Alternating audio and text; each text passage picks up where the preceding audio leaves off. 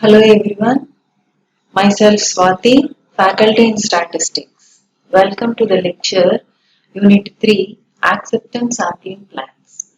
In this lecture, we explain the meaning of the term inspection as used in industry. We also discuss the concept of acceptance sampling plan, its advantages and limitations.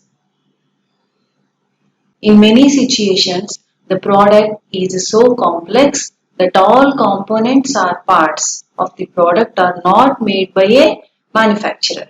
In such cases, one or more components of the product are purchased from an outside agent or supplier, and the manufacturer does not have direct control over the quality of such components.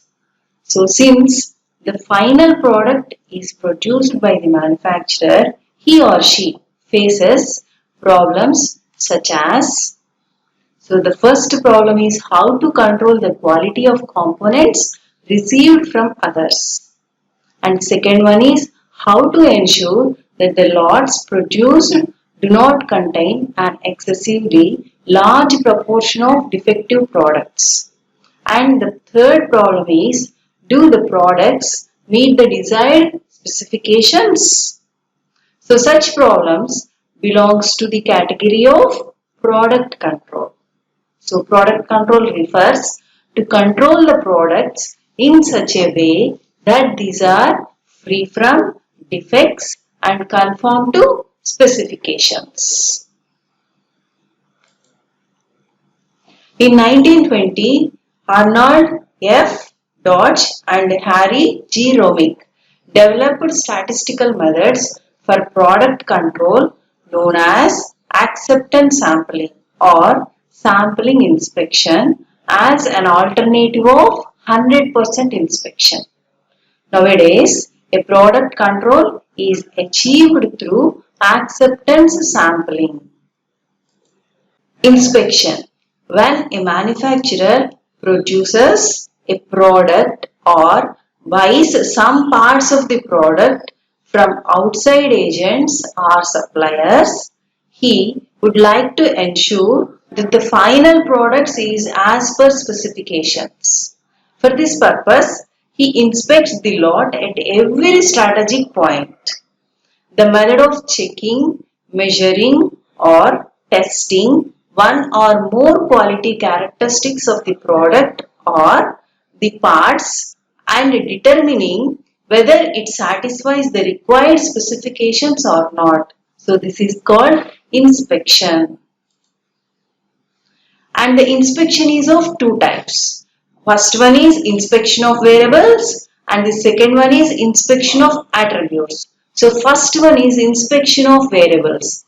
In this type of inspection, the quality characteristic of an item or unit is measured and compared with the required specifications. For example, the desired specification for the diameter of a ball bearing is 50 mm. The length of the refill of a ball pen is 14 centimeters. The weight of a cricket ball is 162 grams and so on. So this is the inspection of variables. And second one is inspection of attributes. In inspection of attributes, actual measurements are not taken. Instead, the item or units are categorized as defective or non-defective on the basis of go-no-go gauges. It means that if a unit fulfills all required quality characteristics, it is categorized as non-defective, and if not, it is categorized as defective. In such type of inspection, the number of defective units is counted. Coming to methods of inspection. There are two methods of inspection. So the first method is 100% inspection.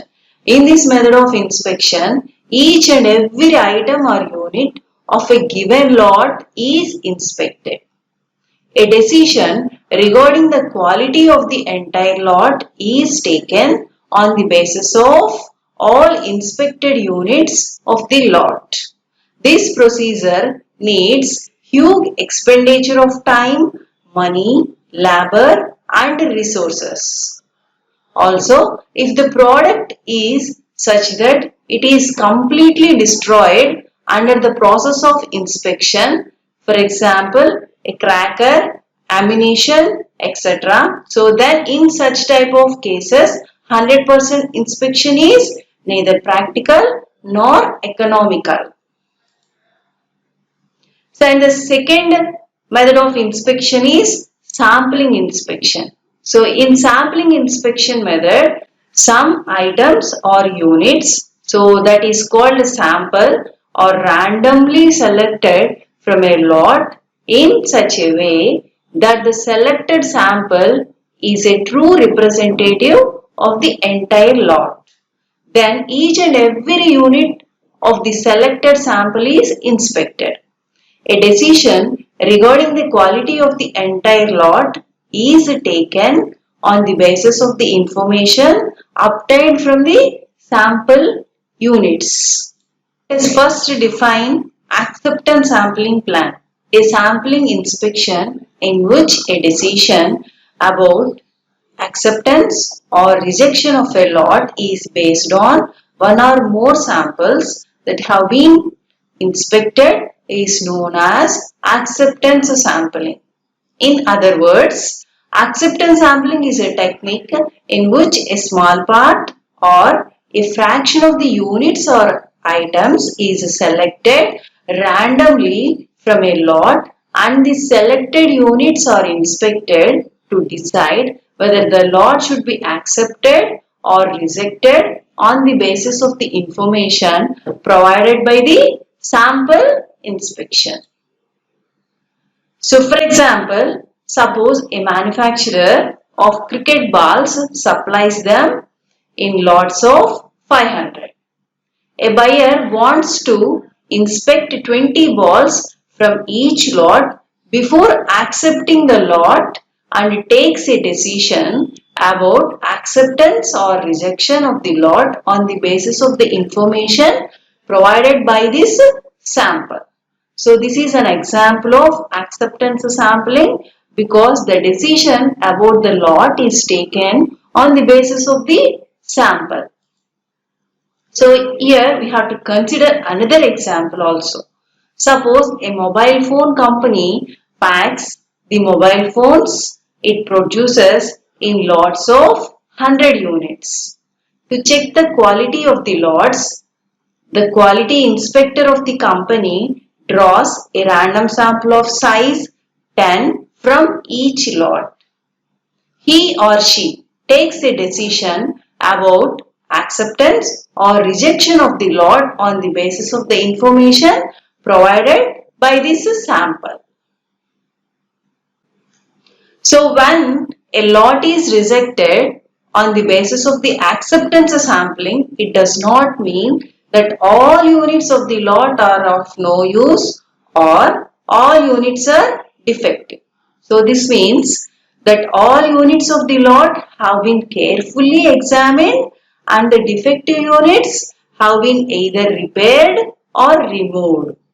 Thus, the remaining units in the lot conform to a particular quality level. The rejected units may be sold at a lower price or the defects in the units may be removed so that it can be retained. For instance, the clearance sales of, for example, ready-made clothes or shoes, etc. are carried out to sell those items which are not up to the specifications or have been rejected. So this is a loss to the producer or the manufacturer which can be prevented if he could maintain the desired level of quality. Therefore, manufacturers should be very careful about the quality of the goods which they supply to the customers.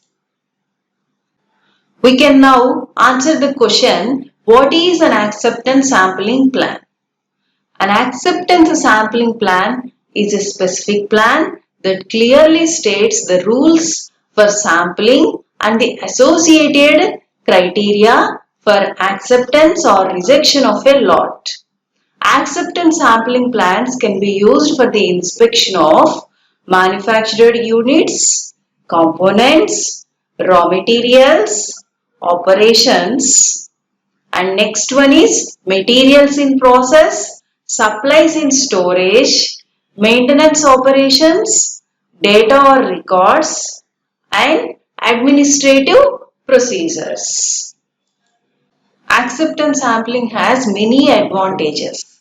So the main advantages of acceptance sampling plan are, first one is it is less expensive in terms of money, time and labor in comparison to 100% inspection.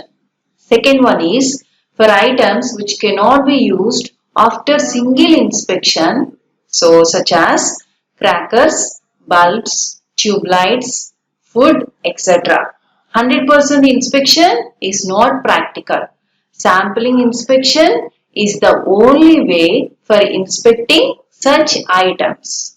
And the third advantage is in acceptance sampling, a sample of a small number of items or units is inspected and hence smaller inspection staff is required.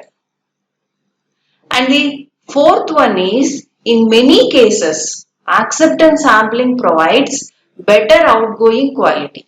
In general, it is seen and agreed that good 100% inspection removes only 85% to 90% of the defective items, whereas very good 100% inspection removes only 99% of the defective items. However, due to human error, it usually does not reach to the 100% mark.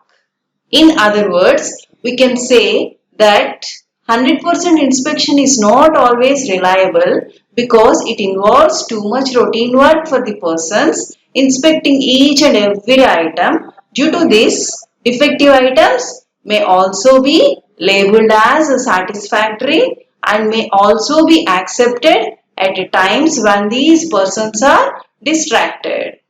Hence, an appropriate sampling plan is preferable. The fifth advantage is due to quick inspection through the acceptance sampling, the scheduling and delivery times are saved.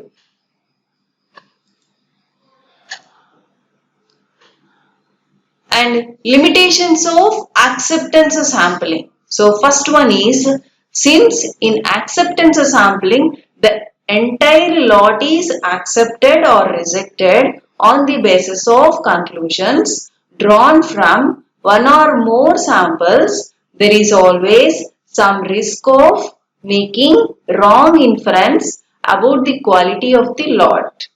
So these risks are termed the producer's risk and consumer's risk. And the second limitation of acceptance sampling is the success of acceptance sampling depends on the randomness of the sample, quality characteristic to be tested, lot size, acceptance criteria, etc. Therefore, it is a specialized job requiring careful planning and execution, and everyone cannot undertake it. Thank you.